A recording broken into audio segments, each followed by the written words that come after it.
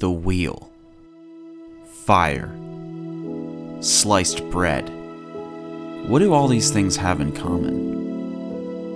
They're some of the greatest inventions mankind has ever come up with, and yet none of them hold a candle to the greatest creation of all time, Lego Star Wars, the video game. Except maybe fire, because you can't really hold a candle to something without fire. So, Lego Star Wars was the catalyst for a gaming revolution. On March 29th, 2005, children's entertainment was changed forever. And I'm sick of it. I want to play something else. The first game was alright, sure. The complete saga was better than I remember, but Lego Star Wars 2 broke me, man. Will I ever go back to these games? I don't see why not. Honestly, I'm more excited than ever to check out the Clone Wars, but I need a break from Star Wars because slogging through these games kinda gets old after a while. Sorry, George, not today.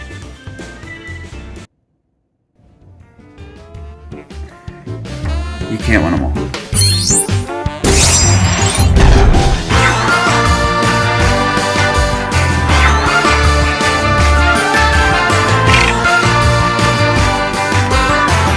Lego Indiana Jones wasn't actually supposed to follow up Star Wars. The next game would have been Batman, but TT Games had expressed interest in making an Indiana Jones game before, and when Kingdom of the Crystal Skull got announced, Batman was delayed and Indiana Jones was thrown together in 7 months. I guess they figured, yeah, now's probably a good time to make that. That's why there's a trailer for Lego Batman on the title screen. For a while, TT Games speculated on how to follow up Lego Star Wars. One idea they had was a James Bond game, and I will never forgive them for not going through with it. Another idea would have been a crossover between Indy and Tomb Raider, and we have Lucasfilm to thank for shutting that down. For me, having played 3 Star Wars games in a row, I've been wondering how TT would adapt the Lego Star Wars formula to something completely different. A lot of the fun of Star Wars came from using the Force, fighting with the lightsaber, exploring the iconic locations from the saga, and I know it just sounds like I prefer that, so why not just go back to it, right? But all I'm saying is that I hope TT Games understands how to find what makes Indiana Jones great,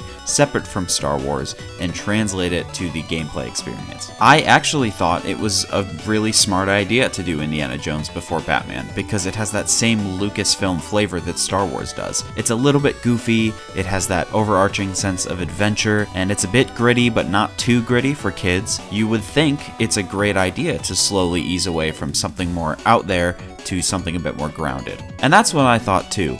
But the more I play it, the less it feels like a bridge between the old and the new, and the more it feels like the awkward middle child. Lego Indiana Jones throws a lot of new ideas at you, but none of them really matter all that much in the long run, and the things that do seem a bit more underdeveloped. Upon starting a new game, there's a cold open on the scene in South America. Now, unfortunately, the cutscenes aren't all that great. They're funny, sure, but Indiana Jones is a series that relies a lot more on dialogue and exposition than Star Wars, and as such, it's not always that easy to understand what's going on without dialogue. I've seen the movies, but it's been long enough that I don't remember much, and I definitely could not tell you what's going on most of the time.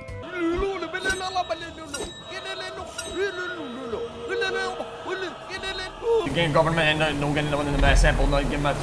have no idea what. Star Wars also had the benefit of the opening crawl before each level to get you up to speed. Not that any of us actually read it.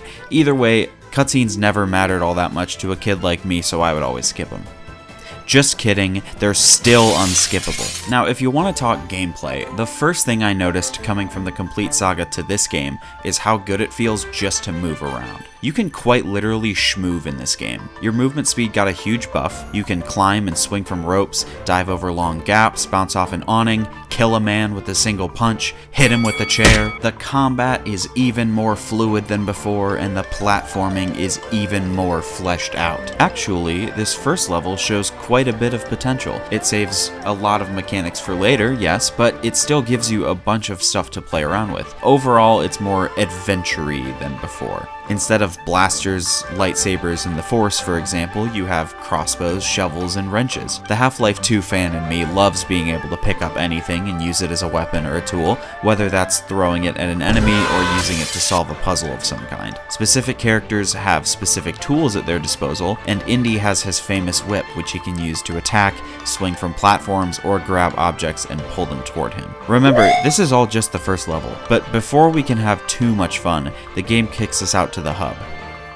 It's almost as if it's trying to tell us something. Barnett College is decent. I like the maps on the wall that take you to the different levels. I like that there's a room dedicated to the artifacts, which are basically just mini kits, and I like that you can stand in this spot to see all your totals. You might notice something's missing, but we'll get back to it. You can buy characters from the library, enter cheats on a chalkboard in the classroom, and buy extras in the mailroom. There are actually these little parcels that you have to carry to a mailbox to ship them back to the college. I think it's a really neat little addition. What I don't like about the college is that you could just put all this stuff in a shop instead of giving it its own room. It works fine, it's just not as convenient as before. It seemed like they had it figured out the first time around. Custom characters are also back, along with a few changes. The UI for character customization is different, which I never really liked as a kid.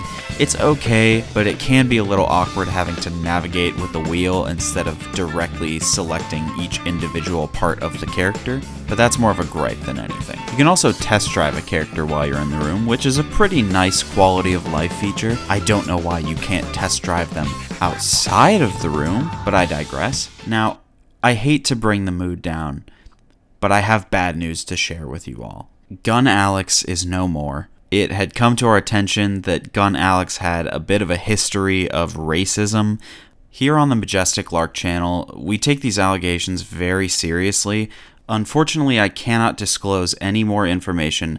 Just know that we had to let him go effective immediately, and we've replaced him with a spokesperson America can agree on. The beloved Maya Rudolph. Probably my favorite thing about the college is Indy's office, which is basically a big puzzle that unlocks some extra content in the artifact room. What's that? Actual playable content in the hub? These puzzles are sort of a theme throughout the game. LEGO Indiana Jones marked the beginning of a shift in the LEGO formula. Whereas the situations and tools that Star Wars gave you were more combat focused, Indy leans more on puzzles. For instance, now you can switch characters from almost anywhere, you don't have to be close to them, which makes for some puzzles that could only really work with the second player before. There's a lot more block pushing, object carrying, target practice, etc.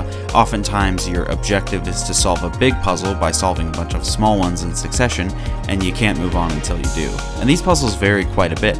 In fact, there might be a bit too much variation. Story mode doesn't have a lot of character variety, and so most of the time you'll be playing as Indy and one or two other characters. Barring a few exceptions, you'll have a character with a shovel, or a female sidekick that can jump higher, or someone with a book. There's not much else. Indy's whip makes him pretty versatile, but that also means you're going to be seeing the same whip platforms and puzzles in basically every level. I'm not saying they're not all fun. I actually really like this one where you have to use the whip to carry a box across different platforms. I generally think the whip is actually pretty well designed. It's just the oversaturation of it that kind of gets to me. The other characters would make up for it with their own abilities, but most characters only have one ability, so switching from Indy to another character to solve a puzzle and then back to Indy feels more like a chore than anything. And as a result, some of these abilities are underutilized. There are a couple of them that you almost never use in story mode. Also, I just like to make a note of how many of these puzzles involve finding a key, putting it in a keyhole, and turning it, but because there are so many more abilities, there's a lot more potential for custom characters. And the best thing about custom characters is that they'll always have a whip, so you never have to play as boring old Indy in free play. If you were to compare the pacing of the Complete Saga with this game, I would say the story mode is slower because the Complete Saga has the advantage of the power-up, but free play is noticeably faster because you can basically blitz through the levels with the extra abilities and a custom character. It feels like the levels were designed to reward making good use of those abilities. I'm just wondering how many people actually play free play and how many people quit after story mode. and how that might affect their view of the game. The combat is also not without its flaws. Most of the time, it's more efficient to just keep punching enemies than anything else. The gun pickups have very little ammo, throwables are just guns but slower, and swinging anything but your fists is kind of a waste of time. It is fun to just wail on them, but the more enemies you're fighting, the clunkier it feels. Everyone just gangs up on each other. And I know I said the infinitely spawning enemies in LEGO Star Wars 2 were bad, but oh my gosh, they're so much worse in this game. Also, remember in Star Wars when you fought a boss, you would deflect blaster bolts back at enemies and throw things with the Force and chase them down? Well, in this game, you get to just punch a guy until he dies, throw stuff at a guy, punch a guy until he dies. Needless to say, these boss battles are not as creative. It's one of those things where you can tell it was kinda just thrown together to fit a deadline, and that seems to be a running theme here. Sometimes it's better to keep things simple than to just add as much as you can though. For instance, you may have noticed that gold bricks are absent this time around. I used to love gold bricks, but the more LEGO games I play, the less I like them. They turn these games into a collectathon, and I don't mind a collectathon, but unlike LEGO Star Wars 2, I want them to be implemented well. So no, I'm not going to pretend like I miss them, and no, I'm not going to lie awake at night and punch a wall and scream and cry until TT Games puts them back in. I wouldn't do that. I would not do that. Stop. I wouldn't. But if there's no gold bricks, you might be asking, how else are they going to ruin the completion rewards? Let me tell you. There are 3 extra levels, 2 of which are million stud levels, 1 of which can be cheesed by getting in a tank and holding a single button for 2 minutes. A bit underwhelming. Young Indy is good though, I will give them that. What I don't understand is that you unlock them by getting artifacts. I get it fits the theme of Indiana Jones, but isn't the whole point of the artifacts to look at them? Plus, you get a whole bunch of studs for completing them, and now getting True Adventurer is kinda just useless because all it does is make a number go up. I don't really see why they couldn't just bring back the super kit. Heck, make it a Crystal Skull and just give us a Crystal Skull level, just like LEGO Star Wars 1 did with A New Hope. So where does that leave us? Well, I don't think the game is bad, but it's definitely not as good as I remember it, and looking at it in the context of a game rushed out to meet a deadline, I'm not too surprised. It adds quite a few new features, but quite a few of those new features are half-baked. For instance, did you know you can walk against walls in this game? They use it like 1 time. It's certainly trying to do new things, but it doesn't do enough with them. It doesn't really push the formula in a new direction. LEGO Star Wars, and the complete saga in particular, felt like a celebration of Star Wars, and I can't say the same about Indiana Jones. Like I said before, the systems that I think matter the most are the ones that got the least attention. And these are not easy things to get right. It's not easy to change the structure of the completion rewards without throwing off the whole gameplay loop. Plus, Indiana Jones doesn't have the same unique character appeal that Star Wars does. A lot, and I'm talking like 80% of the characters in this game are just different variations on the same characters or just complete throwaway filler. There are 83 characters in this game, 10 of which are just different versions of Indy if you count young Indy. And yes, I am also counting Han Solo. I'm not telling you to skip out on it, but I'm not saying you need to play it either. Maybe it should tell you something that I didn't remember most of it. I just hope the next game trims a bit more of the bat.